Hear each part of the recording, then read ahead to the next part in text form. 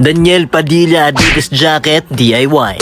Sobrang lupit nung jacket ni Daniel Padilla, itong Adidas Oasis. Mahirap siyang hanapin sa physical store, online store, kaya naisipan kong i-DIY na lang. Relo ko ngayon is Bruce Wayne Rolex Divisoria na tig 500. Nung lumaki yung katawan ko, tumaba ko ng konti, nahiligan ko na gantong fit check, white shirt. Magpapagawa nga pala tayo sa T-Print, syempre. So magpapapromote din ng business nyo, message nyo lang ako sa Instagram. Sa mga OG na mga followers ko dyan, alam nyo na napakatagal ko nang ginagawa tong pag-DIY. Kadalasan ng mga dini-DIY ko yung mga jackets, hoodies, mga shirt, yung mga may hirap hanapin. Bumakit na nga pala tayo sa may second floor para ayusin yung mga design. Nung nakita ko yung forma ni Daniel Padilla, talaga napasabi kong gusto ko yan. To kita. Habang nakikita ko yung proseso, lalo ako na-excite eh. Hindi ko na patatagalin to. Ito na nga pala yung Daniel Padilla Adidas Jacket Oasis. I feel good. I know that I would now.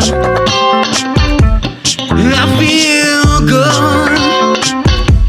I know that I would now. Abang may nagpapapicture sa akin, yung mga nasa likod nating mga binibini, kinikilig tol. Kala nyo si Daniel Padilla yan, no? Eto na nga pala yung finished product. Ano masasabi nyo? Rate nyo naman yung ginawa naming DIY Adidas Jacket Oasis. Kopya na naman natin yung up and down. Yung mukha na lang talaga tol. Hindi, okay na ako sa mukha. Uli, maraming salamat sa T-Print family. Magpagawa na kayo sa kanila. That's the vlog. Mwah!